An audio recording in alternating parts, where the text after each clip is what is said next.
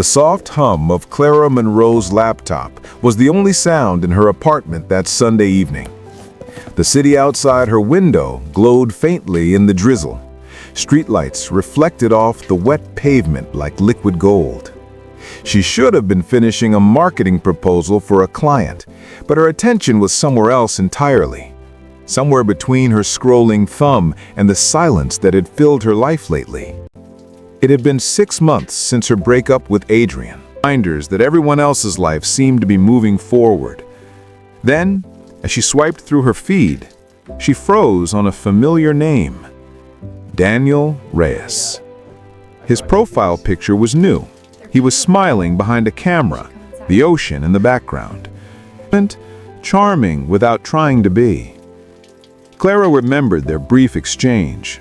A laugh shared over spilled champagne, his teasing comment about how she avoided photos, and the way he'd said, "Some people don't realize how photogenic they are until someone looks at them the right way." At the time, she'd rolled her eyes, assuming it was a line. But the words had stayed with her, long after. Now, 2 years later, she tapped on his profile. His page was filled with travel shots. City streets at dawn, couples in love, a little boy holding a paper boat by the shore. Every photo had a touch of melancholy beauty, like he was always searching for something through his lens. Without thinking, she commented under one of his photos, a candid of a street musician in Lisbon. Still capturing people who don't know their art, huh? She hit send before she could second guess it. A minute passed, then another. Then her phone buzzed. Daniel Reyes. Clara Monroe. Didn't think I'd ever see your name pop up here. Her lips curled into an involuntary smile. She typed back quickly. Guess the algorithm brought me to your side of the world. Or fate. Algorithms don't usually have good timing. She laughed, actually laughed, for the first time in weeks. That night, their conversation stretched effortlessly. They talked about everything, the wedding, their work, the places they'd been. Daniel told her he'd been freelancing across Europe, but had recently returned home to reset. Clara admitted she'd buried herself in work since her breakup, afraid of sitting still. Daniel. So basically you're living in PowerPoint slides and coffee? Clara. Don't forget anxiety, that's my side hustle. Daniel. And we're both freelancers in chaos. He had this way of making her feel lighter, like she wasn't being judged for her exhaustion. There was something genuine about his words, thoughtful, not performative. By the time midnight rolled around, their conversation had drifted from texts to voice notes. His voice was warm, slightly husky, and carried an ease that made her want to keep listening. When he said her name, it sounded softer somehow, like he'd found its melody. Over the next few days, their chats became routine. Morning check-ins, random memes, long evening conversations about things that mattered and things that didn't. Clara noticed how easily she could be herself, unfiltered, funny, flawed. He didn't flinch at her sarcasm or her moments of vulnerability. One night he asked, "Do you ever wonder why we meet certain people twice?" She paused before replying, "You think it means something?" "Maybe. Sometimes the first time isn't the right time." His message lingered in her mind long after they stopped talking. She replayed their voice notes before bed, smiling at his laugh. It was strange how quickly connection could bloom through screens, through typed words and shared silences. By the end of the week, she realized she was looking forward to his messages more than anything else. One evening, after a long, draining client meeting, she came home to find a message waiting for her. "Daniel, just saw a sunset that reminded me of you. Golden, but kind of quiet. Do you still avoid being in front of cameras? Clara, some habits don't die easily. Daniel, maybe you just haven't had the right photographer yet." She felt her cheeks flush, the kind of warmth she hadn't felt in months. That night, she went through her old photo albums and found a picture from Tessa's wedding, one Daniel had taken without her noticing.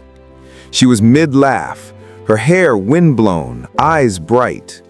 It was raw and imperfect, and somehow beautiful. She sent it to him. Found this in an old folder. You really do have a thing for catching people off guard. That's the only way to see who they really are. For the first time in a long time, Clara felt seen. Not as someone's ex, not as a workaholic, not as a face behind filters, but as herself. The late-night messages turned into morning greetings and then to phone calls that lasted until dawn. He asked about her dreams, her fears, her favorite childhood memory. No one had asked her about those things in years. Yet beneath the excitement, Clara felt a flicker of hesitation. She barely knew him anymore. 2 years was a long time and people changed. But when he spoke, it didn't feel like catching up with a stranger. It felt like remembering something she didn't know she'd lost. As she lay in bed one night, staring at the glow of her phone screen, Daniel's last message popped up. "Don't disappear this time, Clara." She smiled softly, typing back, "Only if you promise not to fade first."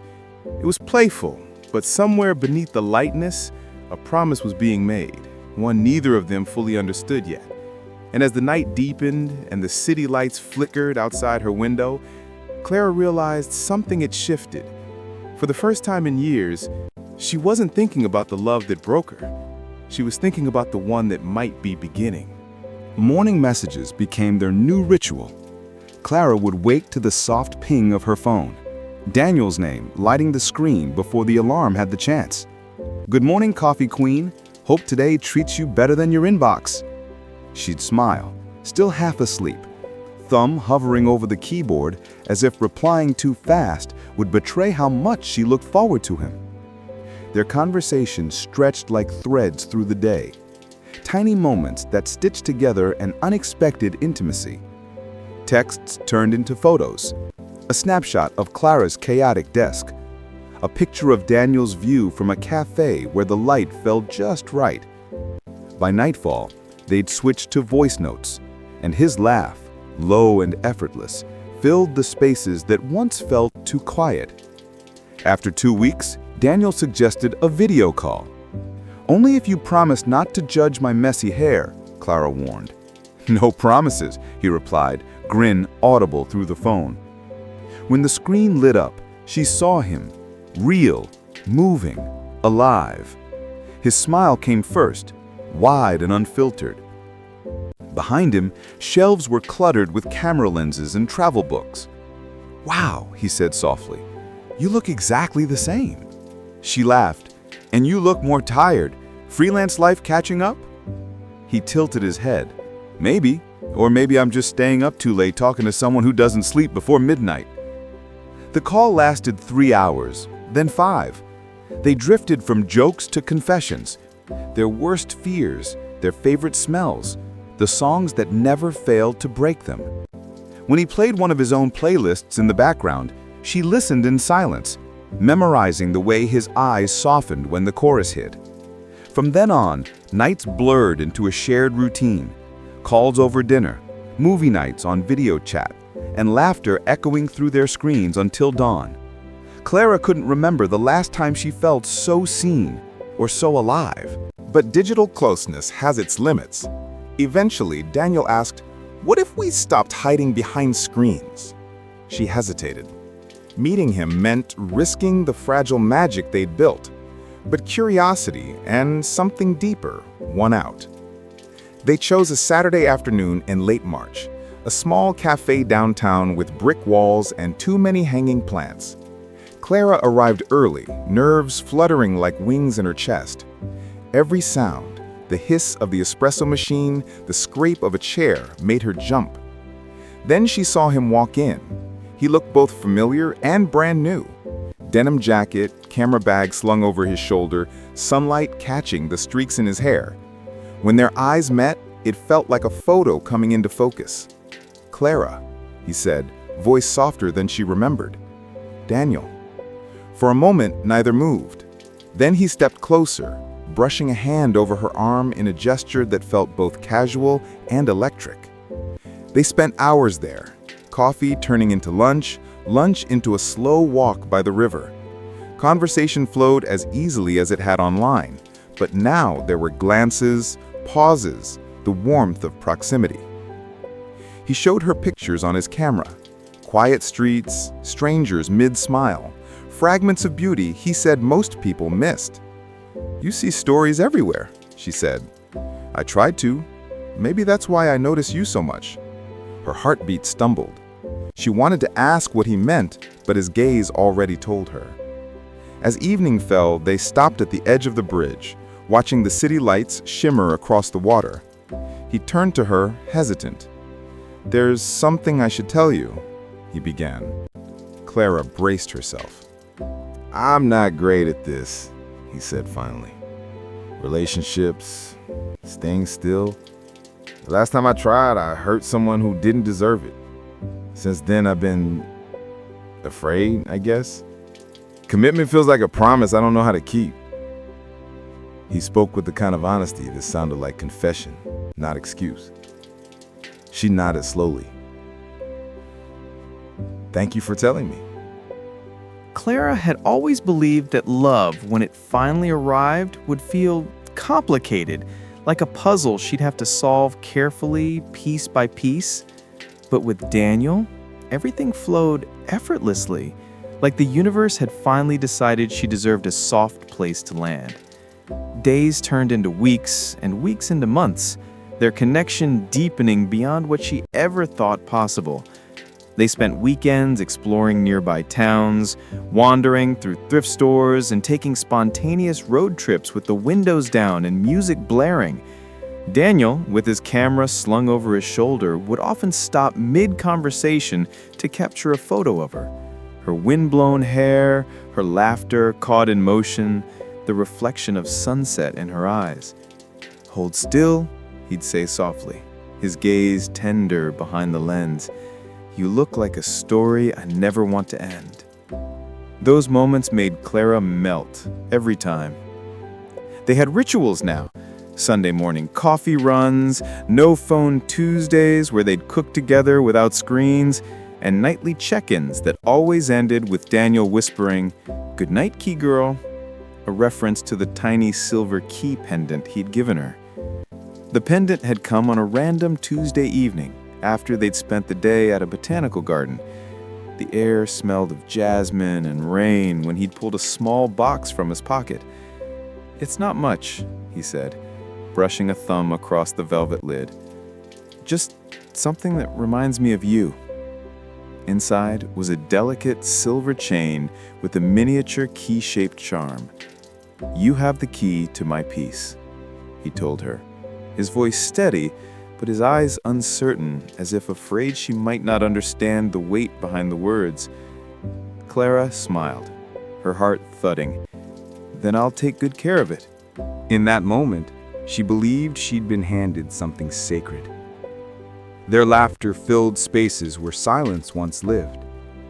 On weekends, they took photos for Daniel's clients, engagement sessions, brand shoots, and travel content for his growing social media following. Clara helped manage his page, crafting captions that matched his poetic visuals. Their teamwork was effortless, and it often felt like they were building something bigger together. But behind Daniel's charm and creativity, there were flickers of distance.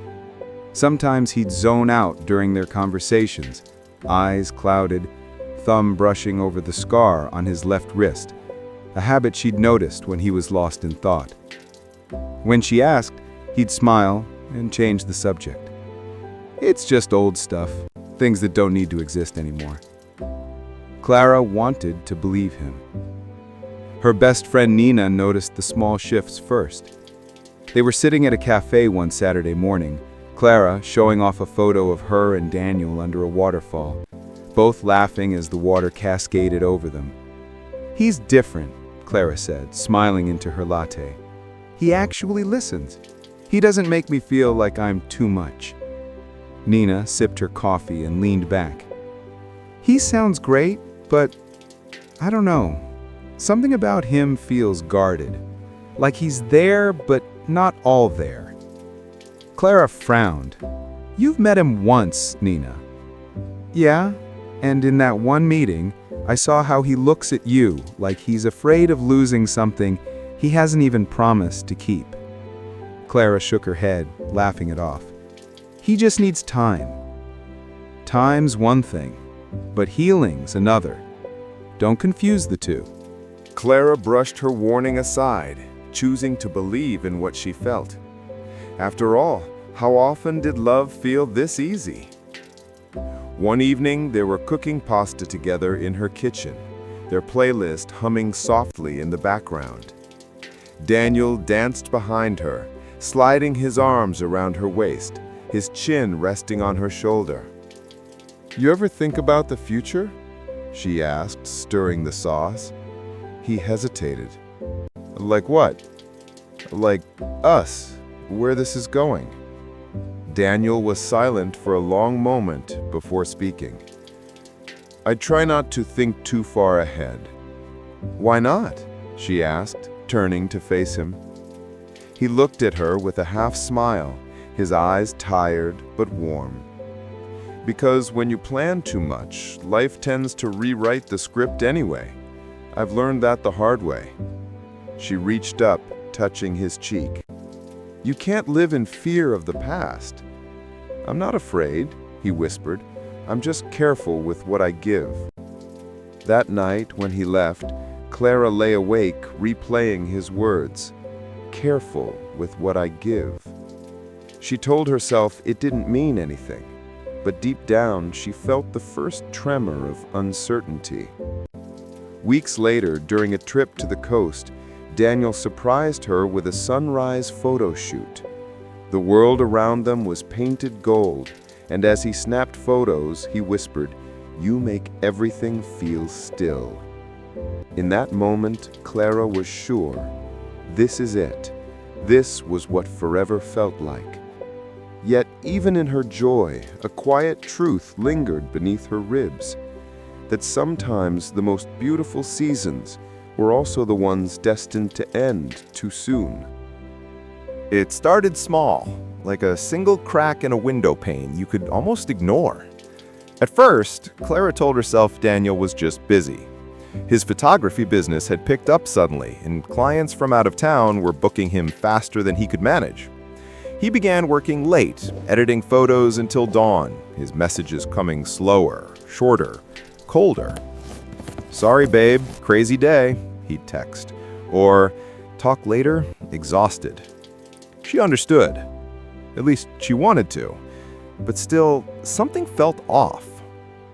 It was the way he began turning his phone face down whenever they were together. The way he'd excuse himself to take calls outside, speaking in low tones she couldn't quite make out. The way his once constant warmth had been replaced by a subtle edge of detachment. One evening, while they were watching a movie at her apartment, his phone buzzed twice in a row. The vibration against the wooden table sounded louder than usual, almost taunting. "Someone's really trying to reach you," she said lightly. Daniel glanced at the screen, his expression unreadable. "It's just work." "On a Sunday night?" He smiled without looking up. "Creatives don't have weekends." Then he flipped the phone over again. The next morning, Clara sat at her kitchen table scrolling through Instagram, absent-mindedly stirring her coffee. Daniel had just posted a new photo from a shoot, one of his usual moody, sunlit portraits. But what caught her attention wasn't the picture. It was the comment section. Beneath the photo, among the usual fire emojis and amazing shot messages, was a comment that made her stomach tighten. "Ellie Rose Art. You always capture beauty so effortlessly." And below that, a string of heart emojis. Normally, Clara wouldn't have cared. Daniel had female clients all the time. But something about the tone, too personal, too familiar, made her pause. She clicked the profile. The woman's page was filled with photos of her at beaches, art studios, coffee shops.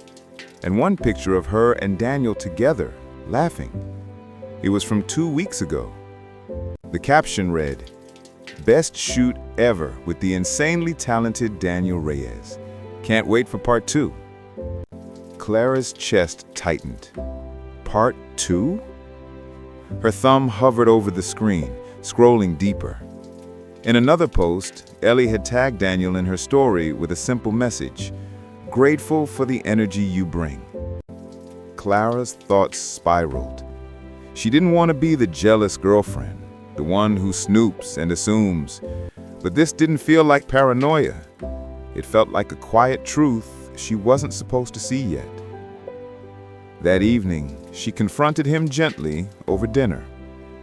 "So," she began, keeping her tone even, "who's Ellie Rose?" Daniel didn't flinch, at least not at first. He speared a piece of chicken and said, "A client? Why?" "I saw her comment under your photo. She seems close."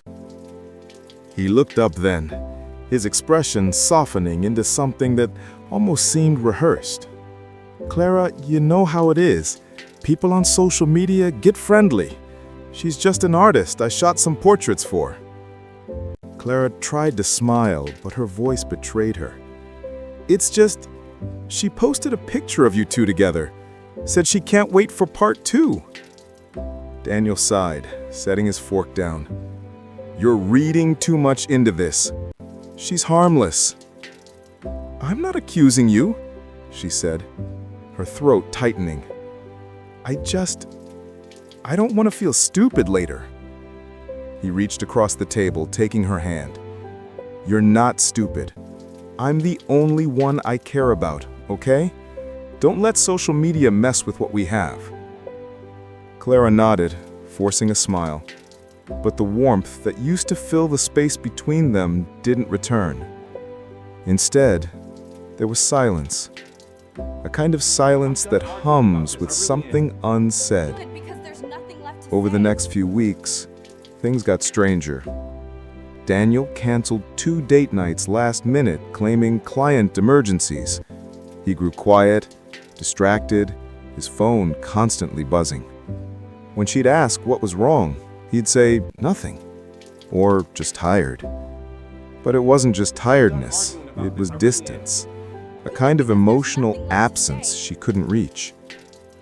Then came the night that confirmed her fear. Clara was scrolling through her feed before bed when she saw Daniel's new post, a candid shot of a woman's hands holding a camera. The caption read, "Some stories don't need words to feel real." The lighting was soft, intimate, and the nails, painted a dusty rose color, were unmistakably Ellie's. She had seen them in her selfies. Her heart pounded as she typed, "Beautiful shot. Who's the model?" But before she could hit post, she froze. She didn't want to be that person, the desperate one, the paranoid one. So instead, she locked her phone and turned off the light, staring at the ceiling until dawn. The next day, Nina called. "You sound drained," Nina said immediately. Clara exhaled. "I think something's off with Daniel." "You think or you know?" "I saw some things. He swears it's nothing, but I don't know anymore." Nina was quiet for a moment before saying, "Clara, sometimes silence is an answer. If he's avoiding you, it's because he's already decided what he wants. You're just not supposed to notice yet." The words hit hard. That weekend, Clara surprised Daniel by showing up at his studio with coffee and bagels. His car was parked outside, but when she walked in, the sound of laughter echoed from the back room. She stopped mid-step. Through the half-open door, she saw Daniel and Ellie standing close, too close. Ellie was adjusting the collar of his shirt while he grinned down at her, their energy charged, effortless. "Try that smile again," Ellie said, picking up his camera. Her vision blurred. She turned and walked out quietly before they could see her, the bagel still warm in her trembling hands. Hours later, Daniel called. "Hey, where'd you disappear to today?" Clara steadied her voice. "I stopped by earlier. Didn't want to interrupt your shoot." There was a pause, too long. "You should have said something. You know how I get in work mode." "Yeah," she said softly. "I saw." "Clara, it's fine. I get it." But it wasn't fine. That night, Daniel didn't message her goodnight. For the first time since they'd met, there was no late-night text, no call, no reassurance, just the echo of uncertainty. 2 days later, something unexpected happened. A message popped up on Clara's Instagram from Ellie. "Hey, I just wanted to say you're really lucky. Daniel talks about you a lot. He seems like he's trying to be better this time." Better this time. The phrase struck like lightning. This time? Clara typed back before she could stop herself. "What do you mean, this time?" Ellie left the message on seen. And just like that, the silence between them wasn't just about distance anymore. It was about secrets. The confrontation didn't happen the way Clara planned. She'd rehearsed it a dozen times, in the shower, in the car, pacing the kitchen floor. She imagined herself calm, composed, rational. But when Daniel showed up that evening, all her composure vanished. He arrived late, smelling faintly of rain and camera dust. His hair is still damp from a shower. "Hey," he said, stepping inside as if everything was normal. Clara stood by the window, arms crossed. "We need to talk." Daniel's shoulders tensed. They're beautiful. "That sounds serious." We should come inside. "It is." He gave a cautious smile. "Okay, what's going on?" Clara inhaled deeply. "I saw you at your studio with Ellie." For a moment, silence filled the room like fog. Then Daniel's face shifted, not guilt, but irritation. "You came by my studio? That's what you took from that?" she said, her voice trembling. "You were with her, Daniel, laughing, touching her shirt, because I was fixing her pose. It was a shoot, Clara. That's what photographers do." "Don't insult me," she said quietly. "You think I can't tell the difference between work and something else?" Daniel exhaled sharply, rubbing the back of his neck. "You're reading into things that aren't there. Ellie is a client. That's all." "Then why does she message me saying you're trying to be better this time? What does that mean?" His expression flickered. Surprise, then something darker. "She messaged you?" Clara nodded. "She said you're trying to be better this time. So, what happened last time?" Daniel looked away, jaw tightening. She shouldn't have said that. "Then tell me the truth." "I am telling you the truth." His voice rose, sharp and defensive. "You're twisting things, Clara. You've been acting paranoid lately." Her heart dropped. "Paranoid?" "Yes, checking my social media, questioning me about every client. Because you hide your phone, and you've changed. You don't talk to me like you used to. You used to tell me everything. Now it's like I'm a stranger sleeping next to you." Daniel turned away, staring at the floor. "I can't keep doing this," he muttered. "Doing what? This constant suspicion?" Clara blinked hard, her voice trembling. "Daniel, I'm not suspicious. I'm scared. Scared of losing something real." His eyes softened for a fraction of a second, before hardening again. "Then stop trying to control it."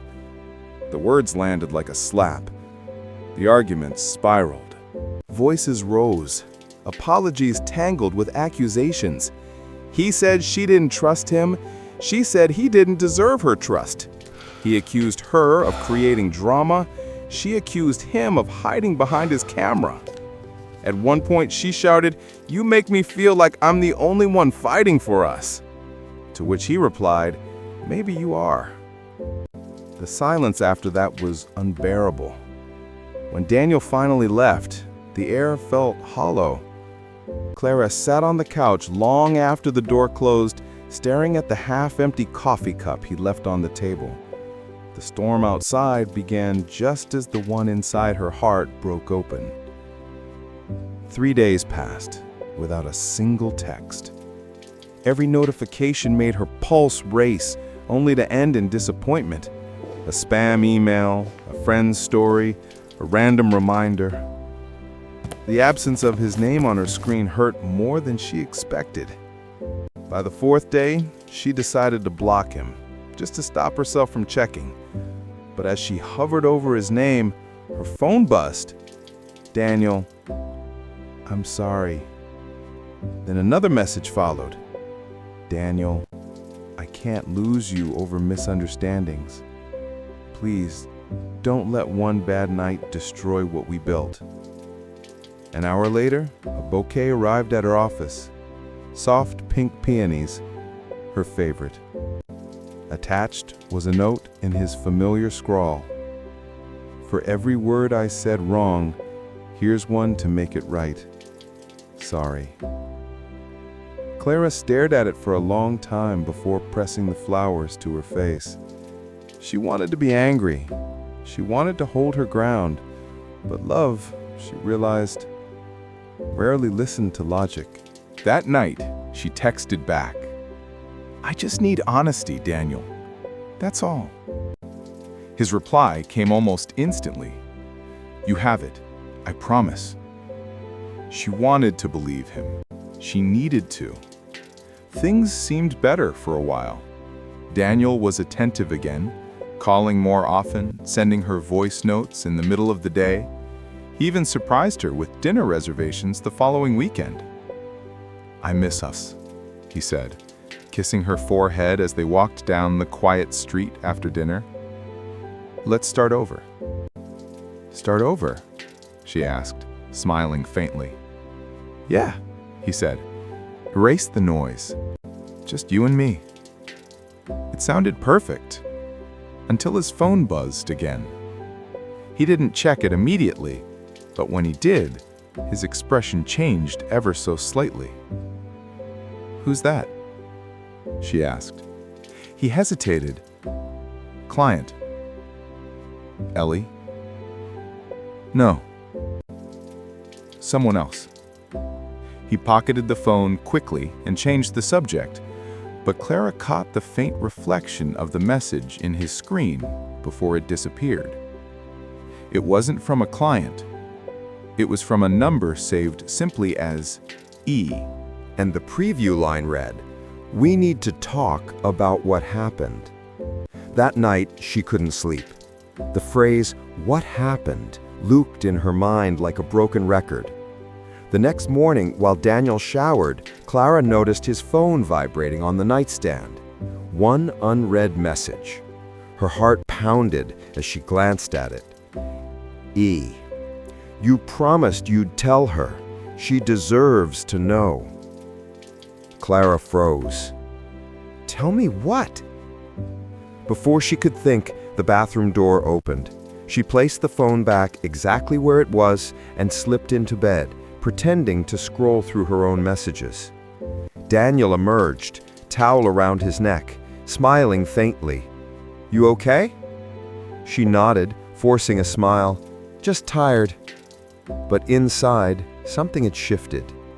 The flowers, the apology, the soft promises, they all felt different now. Fragile. Temporary. Later that evening, Clara went to Nina's apartment, breaking the silence she'd been holding in. I think he's lying, she said quietly. Nina sighed. You know he's lying. Clara pressed her palms to her face. Part of me still wants to believe there's an explanation. He hesitated. It's complicated. That's not an explanation, Daniel. That's an excuse. Silence filled the line, and then a click. He hung up. Clara stared at her phone, her reflection visible in the black screen. She wanted to scream, cry, throw the damn key necklace across the room. Instead, she picked up her journal again. October 18th. I think I'm falling out of love, but not because I want to. It's because I don't recognize the person I fell for anymore. There's a story he's not telling me, and part of me is scared I already know it.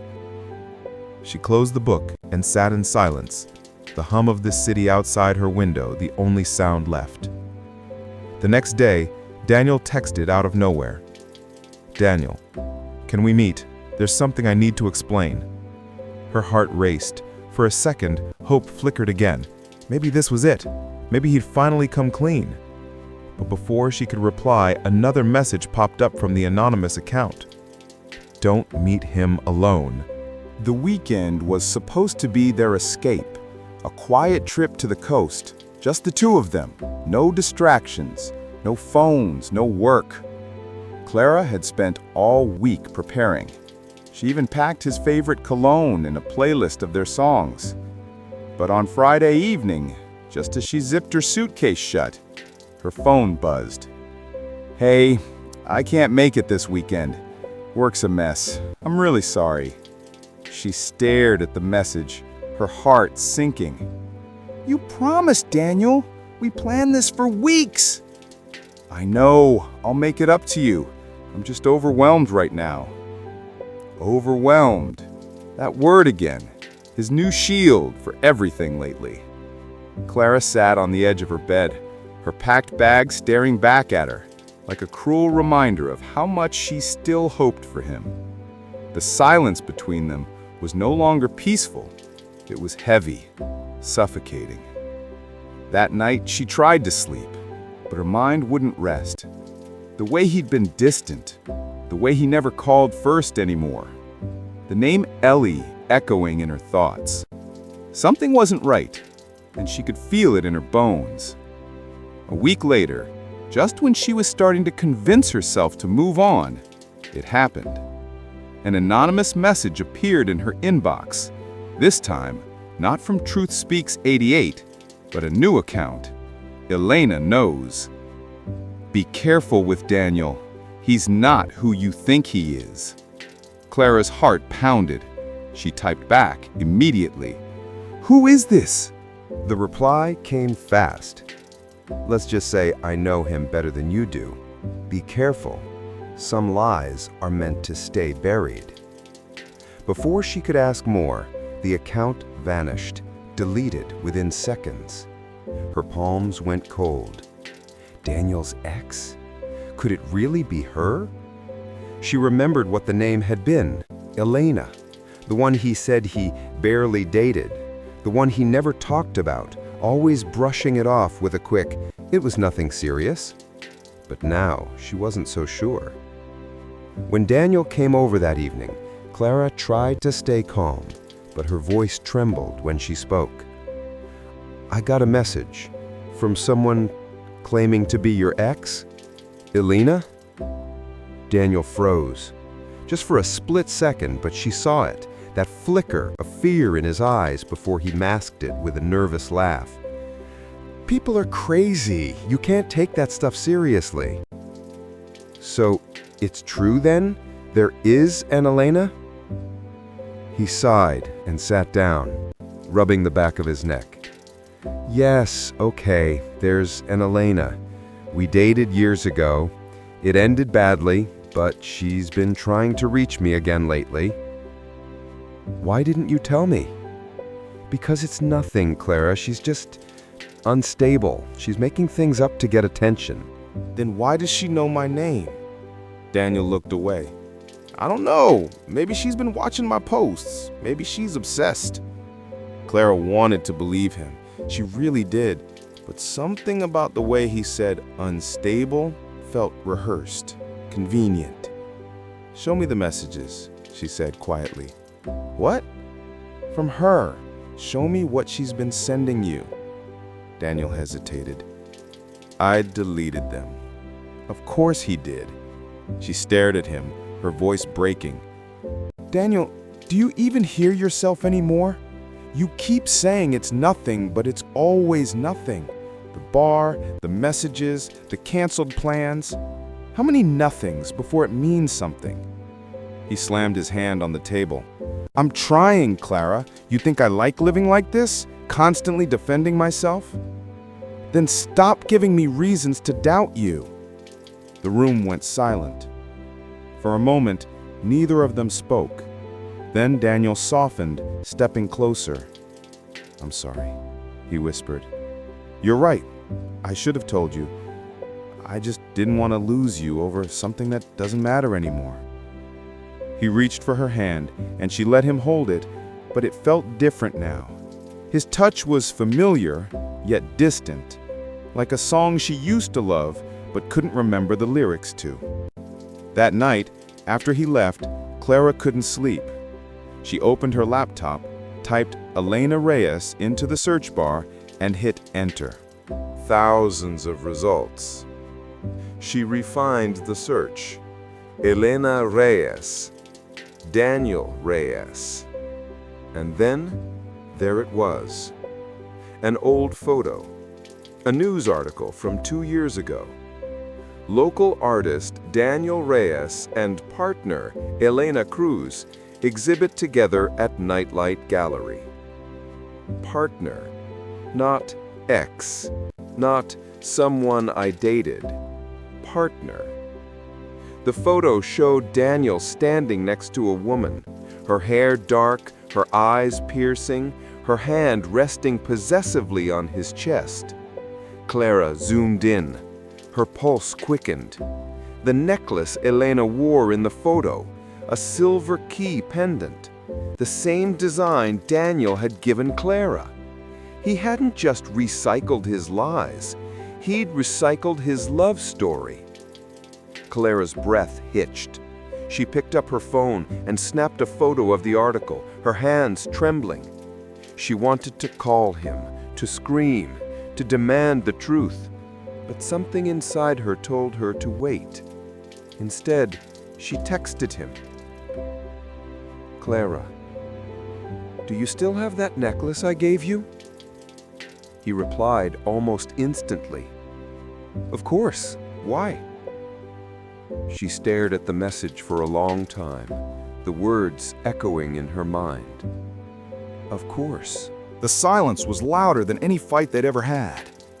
For days, Clara's phone screen mocked her, a string of blue bubbles that ended in those haunting words, seen. She'd written him long, careful messages, not accusations, just honesty. Words like, I miss you, and can we talk, and please tell me what's going on. But Daniel never replied. Instead, she watched his life unfold online. Photos of sunsets in Morocco, coffee cups with artsy captions, a mirror selfie with his camera slung across his chest. Every post was perfectly curated, distant, detached, and painfully void of her existence. No Clara, no we, just him. Delete him, Nina said, stabbing a fry under a ketchup like it was Daniel's fault she had to watch her best friend crumble. I'm so sorry about Clara this. forced a smile. It's not that easy. Hey, don't worry. It is, Nina shot back. You just don't want it to be. He's playing games, Clara. You can't keep giving him power over your peace. Clara stared out the cafe window, watching rain slide down the glass like tears she refused to shed. I just need to understand what changed. We were okay, then suddenly, he ghosted you. The word hit hard. Ghosted. It sounded so casual for something that felt like mourning. I don't think he's that kind of person, Clara murmured, but her voice trembled. The silence was louder than any fight they'd ever had. For days, Clara's phone screen mocked her, a string of blue bubbles that ended in those haunting words, seen. She'd written him long, careful messages, not accusations, just honesty. Words like, I miss you, and can we talk, and please tell me what's going on. But Daniel never replied. Instead, she watched his life unfold online. Photos of sunsets in Morocco, coffee cups with artsy captions, a mirror selfie with his camera slung across his chest. Every post was perfectly curated, distant, detached, and painfully void of her existence. No Clara, no we, just him. Delete him, Nina said, stabbing a fry under a ketchup like it was Daniel's fault she had to watch her best friend crumble. Clara forced a smile. It's not that easy. It is, Nina shot back. You just don't want it to be. He's playing games, Clara. You can't keep giving him power over your peace. Clara stared out the cafe window, watching rain slide down the glass like tears she refused to shed. I just need to understand what changed.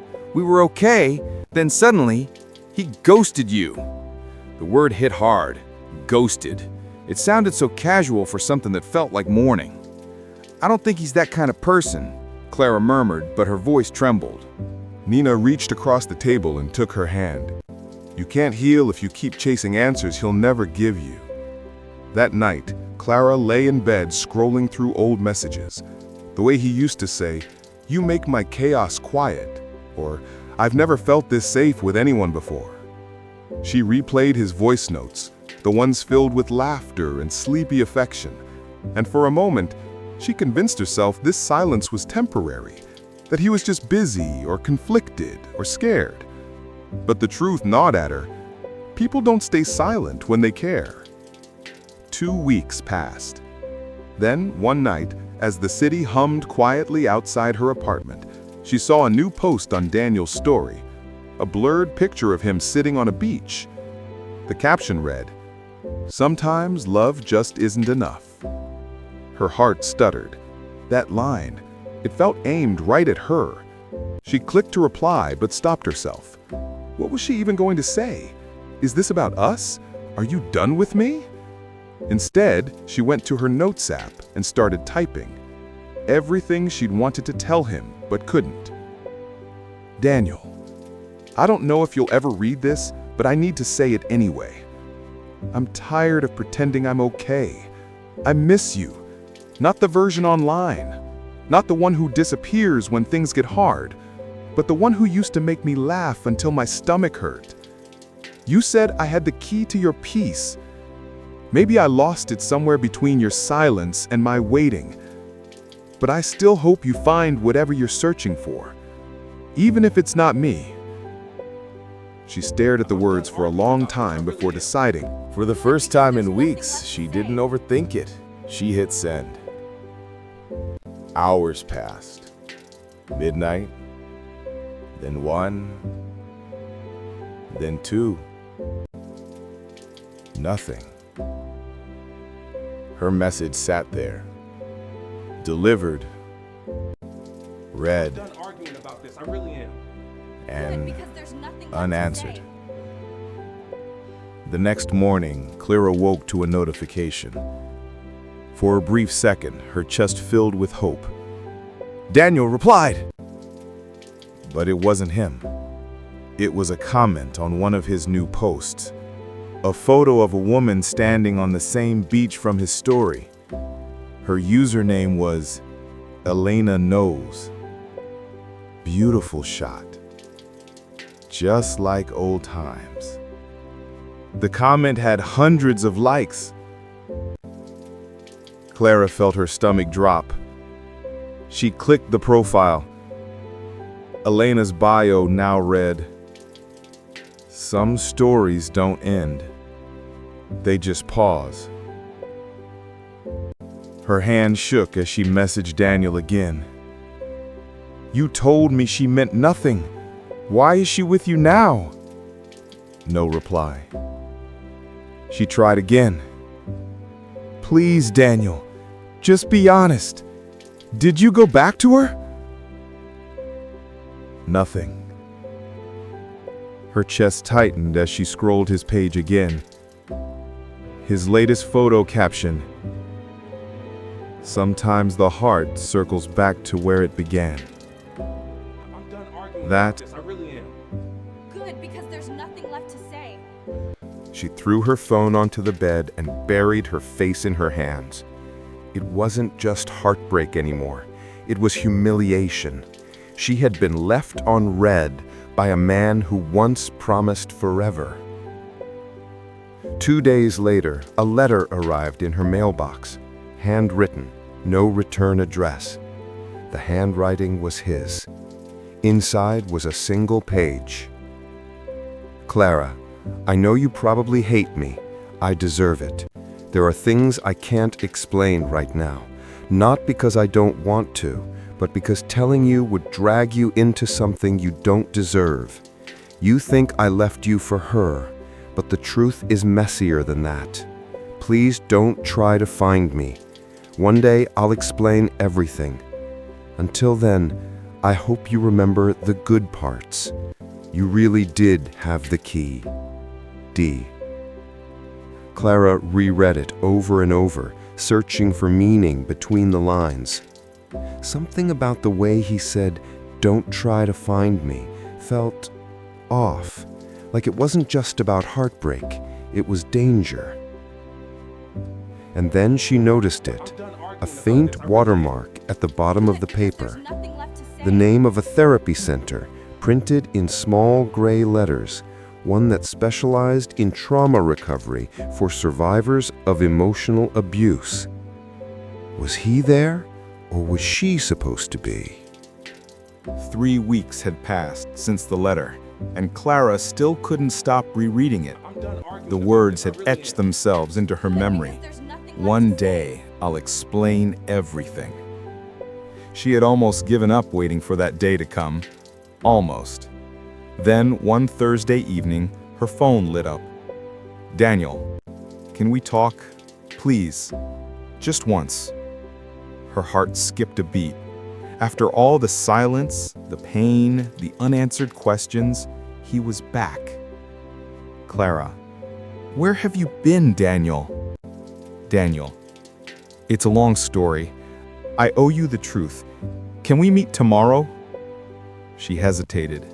Every instinct told her to say no, to protect herself, but her heart, still stitched with what-ifs, whispered yes. They met at a quiet cafe downtown, the same place they'd gone on their first real date. The familiarity of it hit Clara hard. The same amber lights, the same music humming softly in the background, the same Daniel sitting across from her, though he looked different. Tired, thinner, haunted. "Hi," he said softly. She folded her arms. "You disappeared. Again."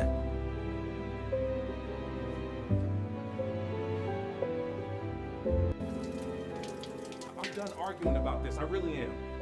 Good, because there's nothing left to say.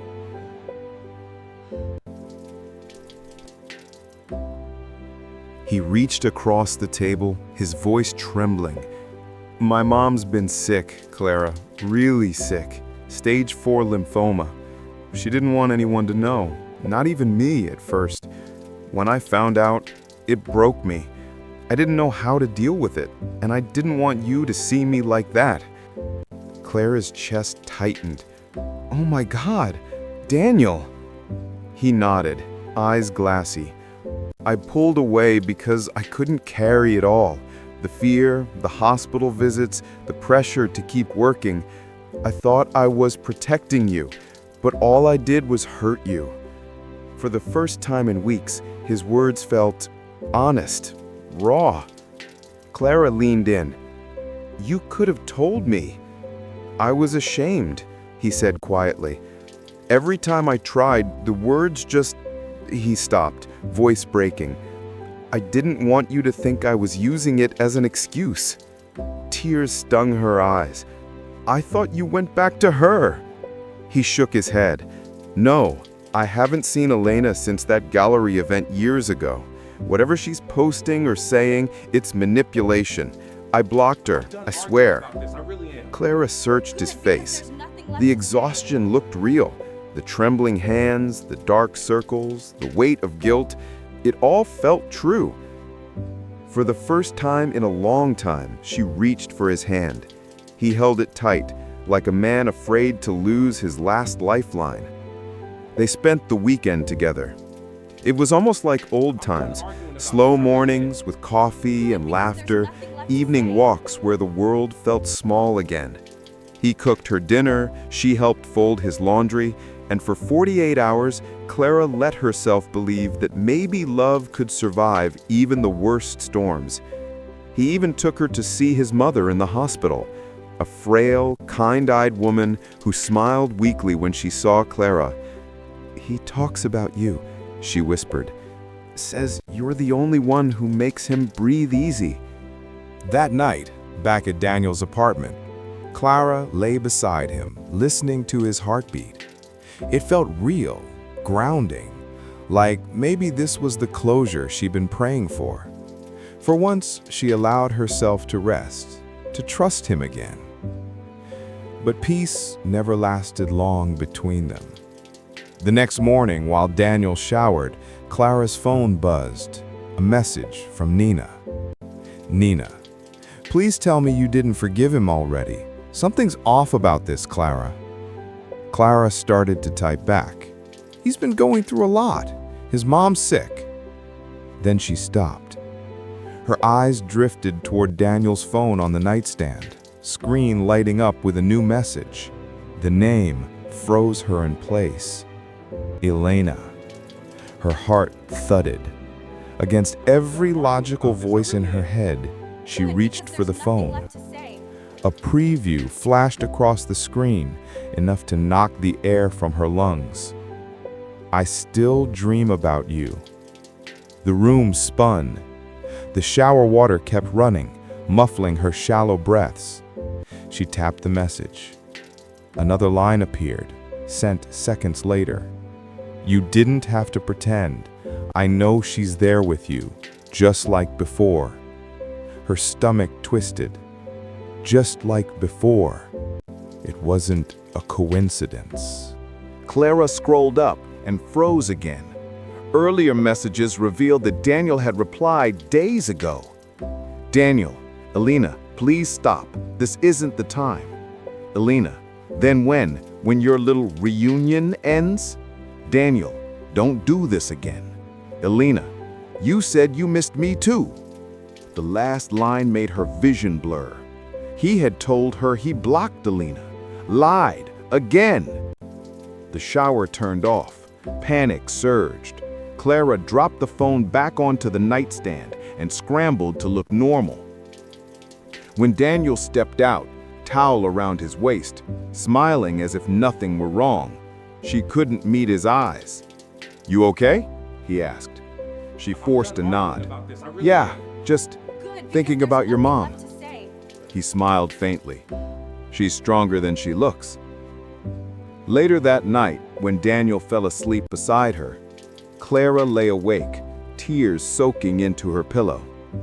He'd looked her in the eye, told her he wanted to rebuild, that she was the only one, and yet Elena's words haunted her. She turned over and glanced at his phone again, its dark screen reflecting her face. And then it buzzed one more time. "Elena, she'll find out eventually. You always said you couldn't lie forever." Clara quietly took a photo of the conversation before slipping out of bed. But when she got home and enlarged the image, she noticed something chilling. In the reflection of the cafe window from Elena's profile picture, Daniel wasn't alone. Sitting across from him in the reflection was a man, someone Clara didn't recognize, and he was holding what looked like a legal document. Not love, not betrayal, something deeper, something Daniel was still hiding. Clara had spent the entire night staring at the photo, the reflection of Daniel sitting across from a stranger, the glint of what looked like a legal document between them. The words, "You always said you couldn't lie forever," from Elena's text echoed in her mind like a curse. By morning, she wasn't just heartbroken, she was angry.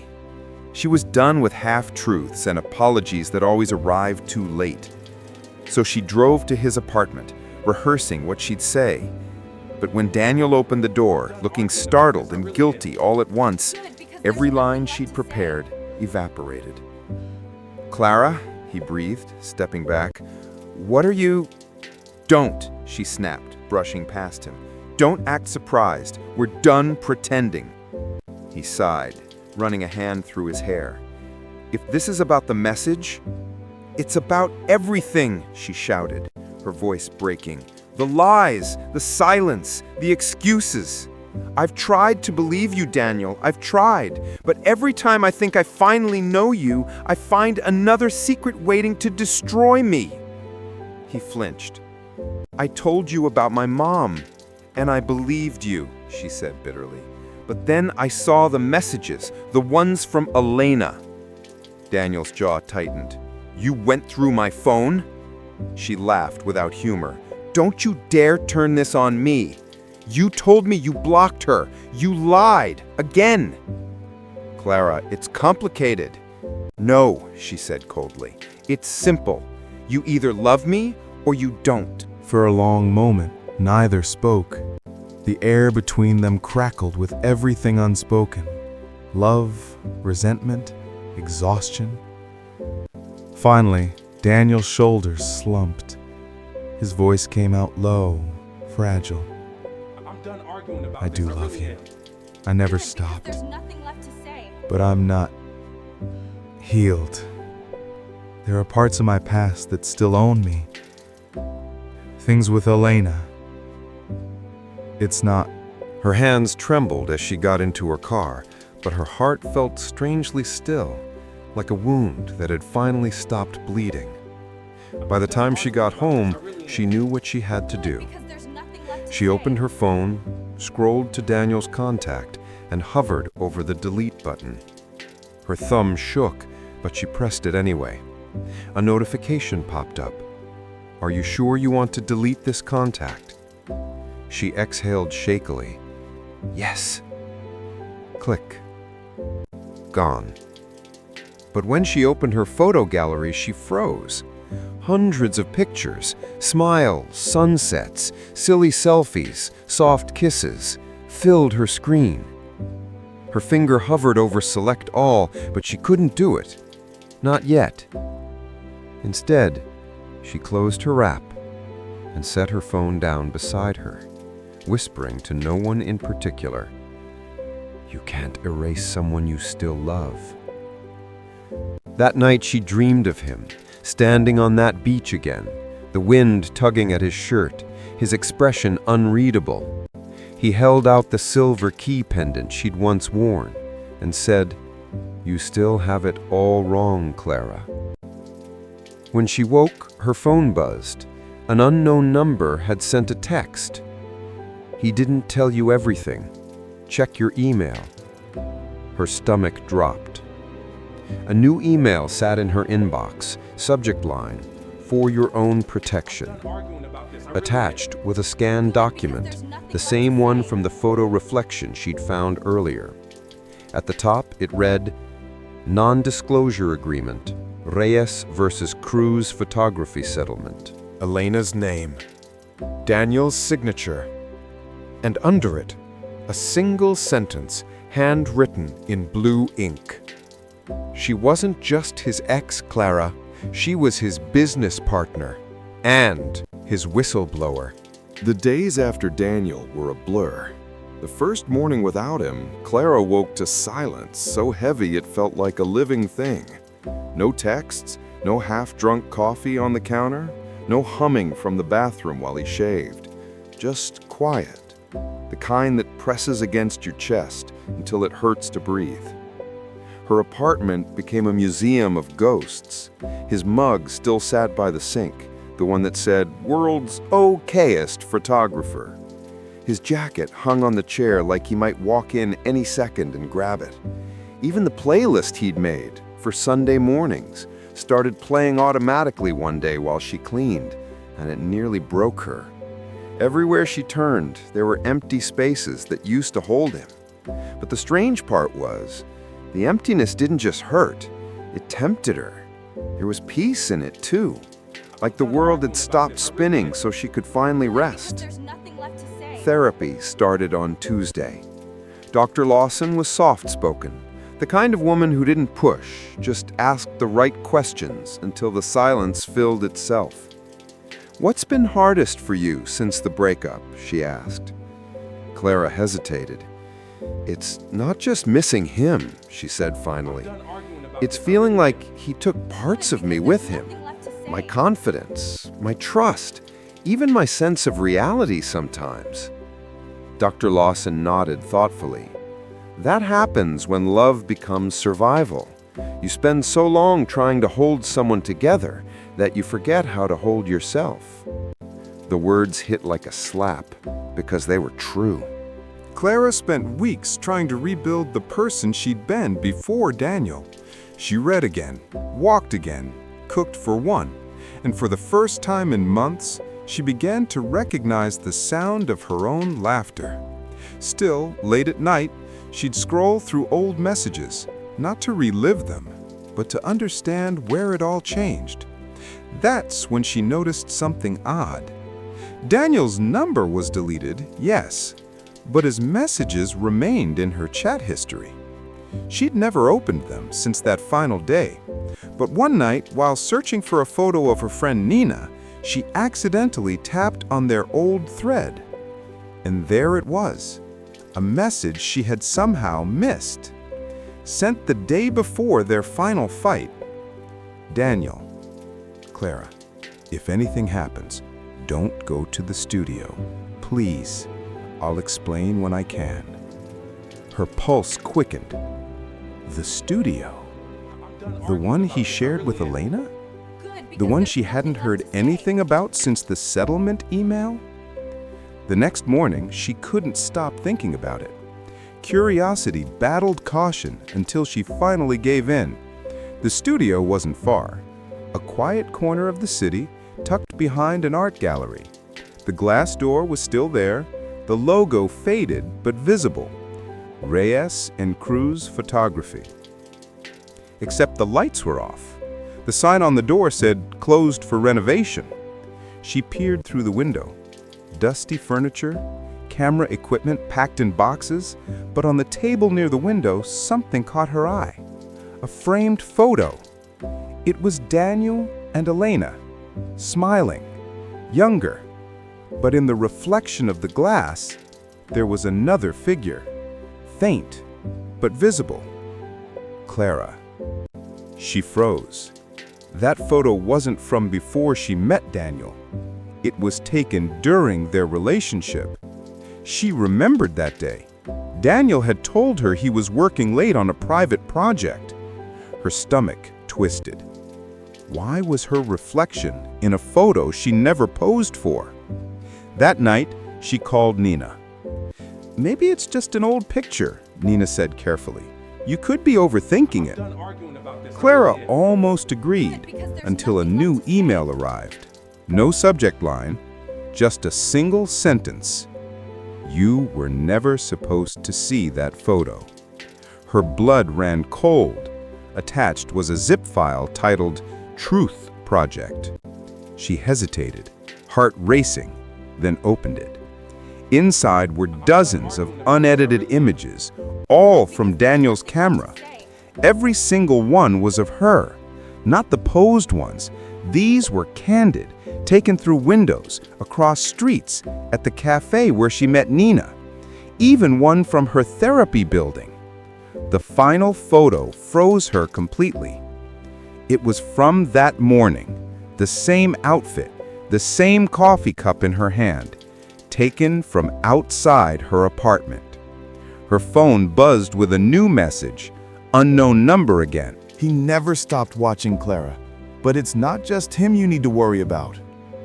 Her hand shook so hard the phone nearly slipped from her grasp. She looked toward her window, curtains drawn, but a faint flash of light reflected from outside. Someone was out there, watching.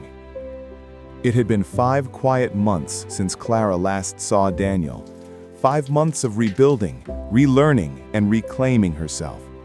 The shadows of the past had dulled, but they still lingered like dust that refused to sweep away completely.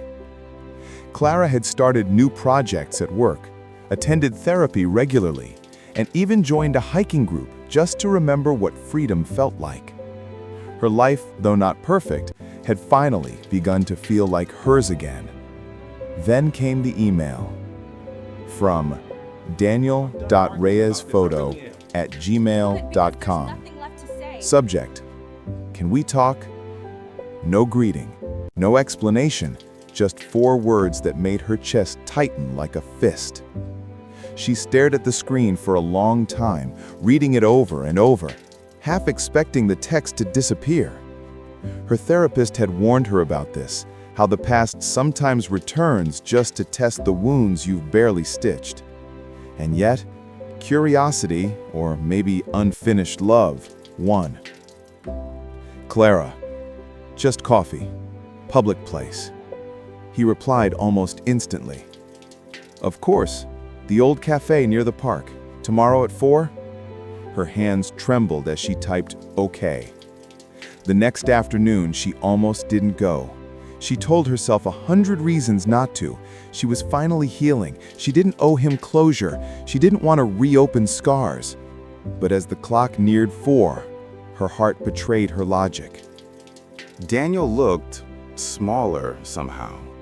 The spark in his eyes had dimmed.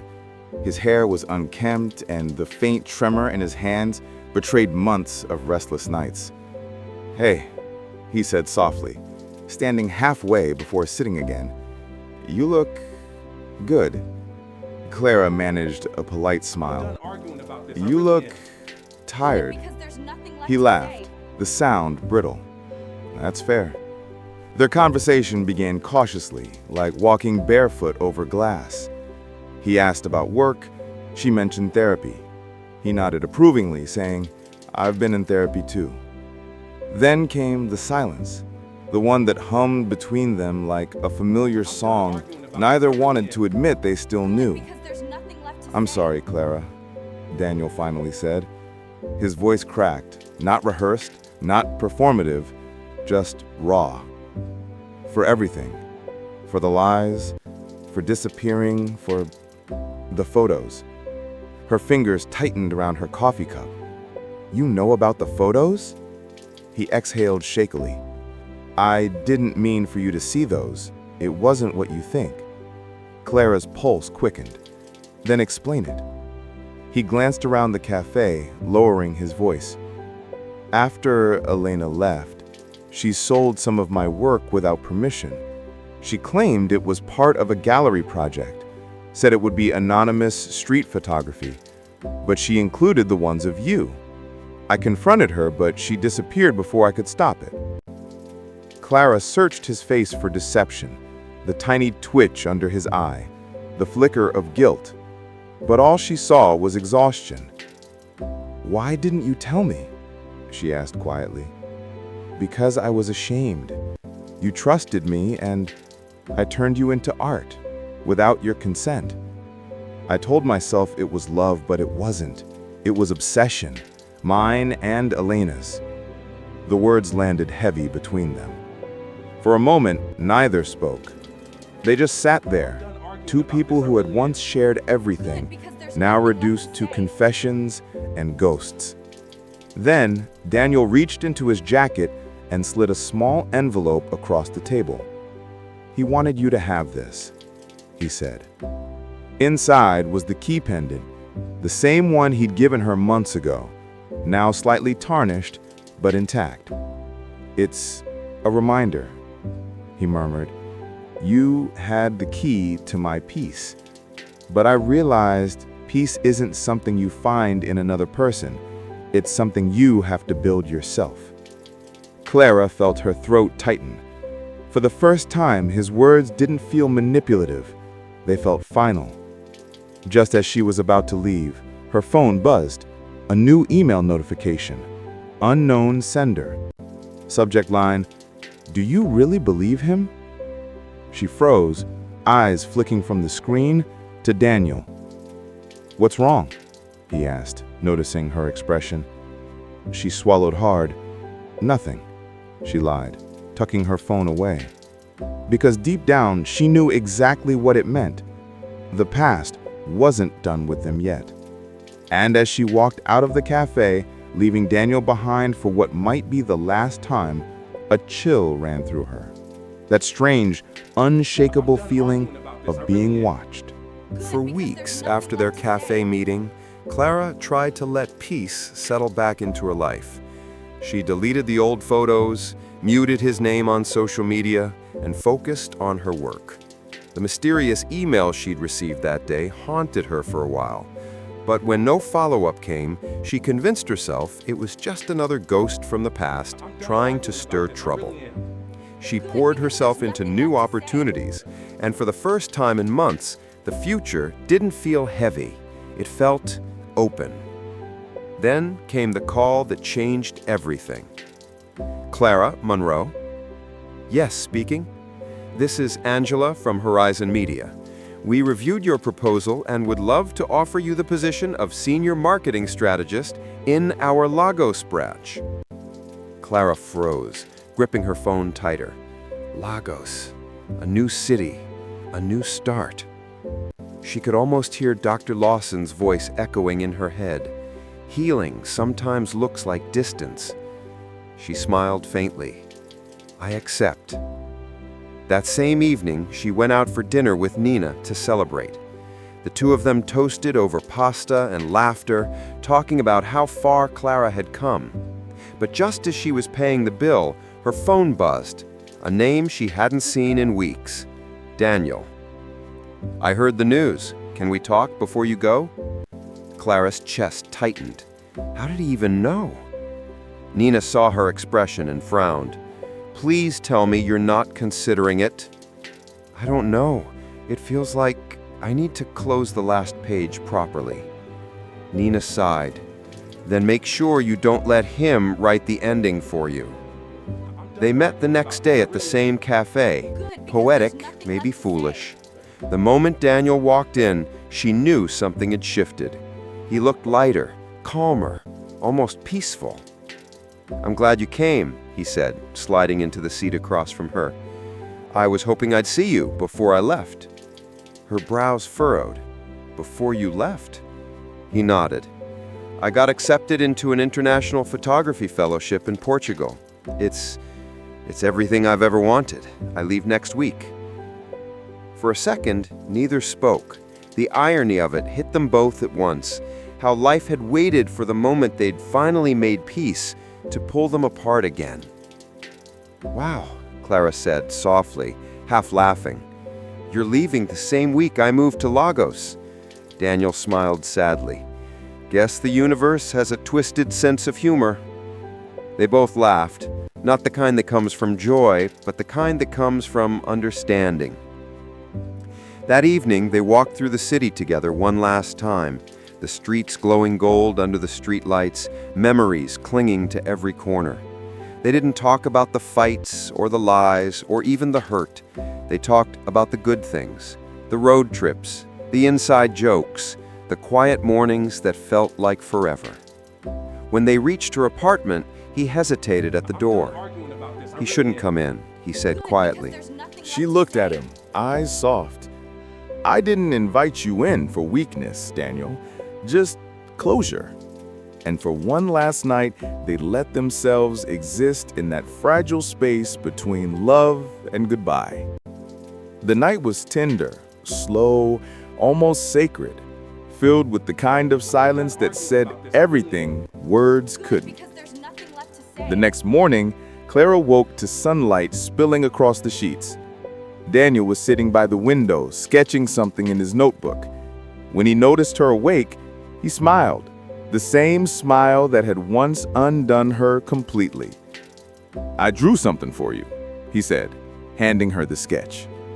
It was of her, standing under a blooming jacaranda tree, her eyes closed, peaceful. Beneath it, he'd written, "Some seasons end not in storms, but in soft goodbyes." Her throat tightened. It's beautiful. He nodded, eyes glistening. You deserve a forever that doesn't fade with the seasons. They embraced, not as lovers, but as two souls who had finally learned how to let go. Later that afternoon, as Clara finished packing, her phone buzzed again. A message from an unknown number. He never told you everything. Check the notebook he left behind. Her heart skipped. She turned toward the sketchbook on her dresser. the one Daniel had accidentally left behind. When she opened it, her breath caught.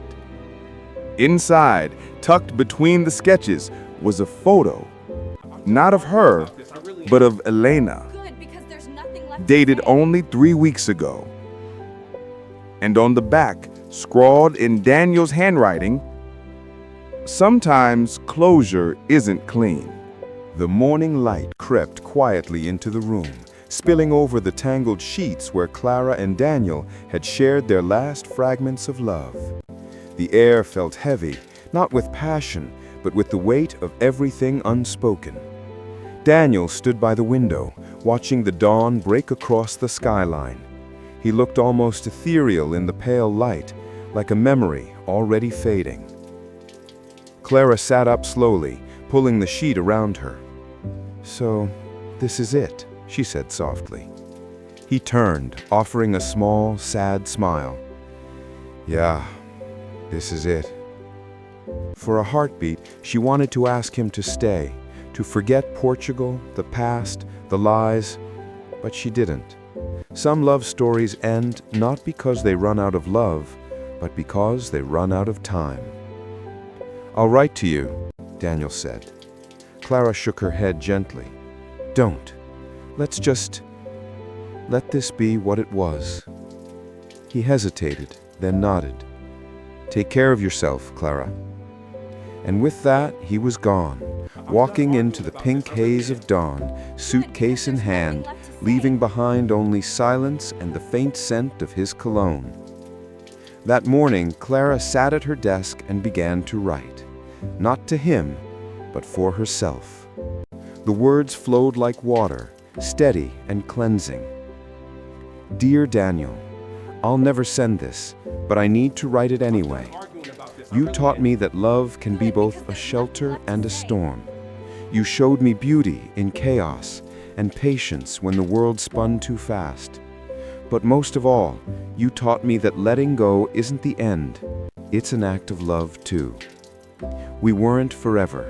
We were a season that changed me." As she wrote, her mind drifted back to their beginning, the first message he'd ever sent, the flirty banter, the way his laugh had sounded over bad Wi-Fi. She remembered their first meeting at the wedding 2 years ago, how she'd thought he was the most interesting person in the room. Then came flashes of their adventures, the road trips, the rain-soaked kisses, the late-night talks about dreams that never quite aligned. And finally, their last night, quiet, tender, filled with unspoken forgiveness. Two people who had loved deeply and lost gently. After sealing the letter inside her journal, Clara picked up her phone and opened Instagram. She selected a photo she'd taken just minutes earlier, a soft, golden sunrise stretching over the horizon. For a long moment, she stared at the caption box, trying to find the right words. Then she typed, "Not all endings are failures." Within minutes, friends began liking and commenting. But one comment stood out. Good, because there's It nothing came left from to an say. anonymous account with no profile picture. "Some seasons come back." Her chest tightened. She clicked the account, but it had already disappeared. That evening, as she prepared for her move to Lagos, she noticed something strange in her luggage. Tucked between her folded clothes was an envelope she hadn't packed. Her name was written on it in Daniel's handwriting. Hands trembling, she opened it. Inside was a photograph, one of her standing by the jacaranda tree, the same sketch he'd drawn. But this time, someone else was in the frame. Elena, standing behind her, smiling. Written on the back were Daniel's last words. "If you're reading this, I want you to know the truth was never simple. I loved you both differently, but only one of you ever set me free." Clara stared at the photo, her breath shallow. There it was, the final twist, the answer that brought both peace and pain. She didn't know which one of them he meant. And maybe she didn't need to. Because love, she realized, wasn't about clarity. I'm done arguing It was this. I about really the am. moments that shaped her into someone strong enough to walk away, even when part of her still wished she didn't have to. She placed the photo in her journal, closed it gently, and whispered, "Goodbye, Daniel." Outside, the evening sun painted the sky in soft orange and pink, the colors of both endings and beginnings. Good, because there's nothing left And to as she say. stepped out of her apartment for the last time, suitcase in hand, the world finally felt light again. A year passed, quietly, gently, the way healing always does when you stop trying to rush it. Clara's life in Lagos had taken on its own rhythm. New mornings, new work, new peace. The city hummed with energy that felt alive in her veins, pulling her into a world that was hers alone. She rented a small apartment near the water. The sound of waves at night had become her lullaby. In the mornings, she'd make coffee on the balcony and watch the sunrise, always remembering how far she'd come from that trembling girl writing unsent letters in her old apartment. Her job at Horizon Media was thriving, but beyond that, she'd found something more meaningful: purpose. Once a week, she hosted workshops for young women, teaching them not just about marketing, but about self-worth, boundaries, and knowing when love becomes a lesson instead of a home. It started small. 6 girls, a shared lunch, and open hearts. Now nearly 50 attended regularly. Some came crying, others came hopeful. Good, because there's And every nothing left time to one of say. them said, "You made me feel seen," Clara smiled, because that was exactly what she had once needed too. In their stories, she found reflections of her own: the betrayal, the heartbreak, the rebuilding. But unlike before, the pain no longer consumed her. It became her empathy, her strength. One evening, while preparing slides for her next session, her phone buzzed with a notification. Instagram. Daniel Reyes posted a new photo. Her heart didn't race like it used to. Instead, she smiled, softly, knowingly, and tapped it open.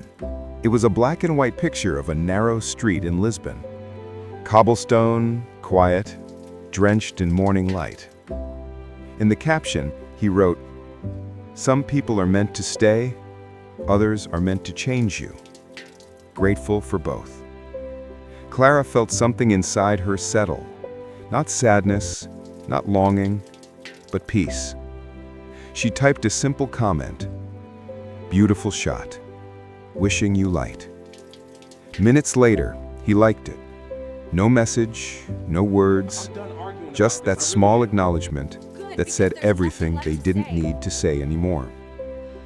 Later that night, she sat on her balcony with her journal open, the same one that held his old letter, the photo, and the pages of all her unsent goodbyes. She flipped through them, smiling at how different her handwriting looked now. Steadier, stronger. I'm arguing about this. I really She am. picked up her pen Good, because and wrote there's one nothing left final to say. entry. Healing isn't forgetting. It's remembering without losing yourself. Then she whispered to the sea below, "He was my season."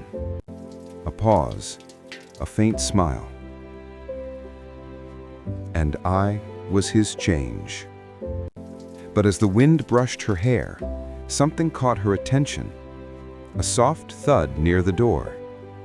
She turned and saw a package, hand-delivered, wrapped in brown paper. No return name, just her own, scrawled in familiar handwriting. Her pulse quickened. It couldn't be. Inside was a small photo book. On the cover, Seasons. She opened it carefully, each page filled with pictures Daniel had taken during his travels. Sunsets, strangers, cities, moments. But near the end, one photo stopped her cold. It was her, taken from afar. She was sitting on her balcony, reading, unaware of the camera. And beneath it, a note in his handwriting read, "This was the last photo I ever took of you. I wanted you to see yourself the way I always did, There's nothing left to say. at peace. That's forever enough for me." Tears welled in her eyes, but this time they didn't sting. They healed. She pressed the book to her chest and whispered a quiet, "Thank you," and let the night breeze carry it away. As dawn broke over Lagos, Clara watched the sun rise, not for him, not for what they were, but for who she'd become. And somewhere across the ocean, in a small Lisbon cafe, Daniel looked at the same sky, smiled faintly, and whispered, "She was my change." Different continents, same sunrise. Two souls who learned that forever doesn't always mean together. It just means it mattered. This story isn't just about Clara and Daniel. It's about you, about the version of you who once gave everything, your heart, your time, your softness, to someone who couldn't stay. It's about the silence after goodbye, the ache of what-ifs, and the quiet bravery of choosing to heal anyway. We grow up thinking that love stories are supposed to last forever, but sometimes love isn't the forever kind. It's the kind that transforms you, the kind that breaks you open just enough for light to get in. Maybe your Daniel left. Maybe your Clara walked away. Maybe your forever lasted only a season. But that doesn't mean it failed. Because sometimes the people who don't stay are the ones who teach us how to stay soft after pain, how to rebuild after heartbreak, how to love ourselves when the world forgets to. If you've ever loved deeply and lost quietly, know this. Healing isn't about erasing them from your story. It's about remembering that you are the story, and they were just a chapter.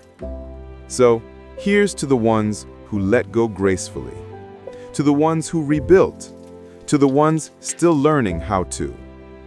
May you find peace in your own reflection. May you find courage in your own company. And may you never forget, the end of one story can be the beginning of becoming who you were always meant to be. Yellow, for everyone still learning how to turn heartbreak into healing.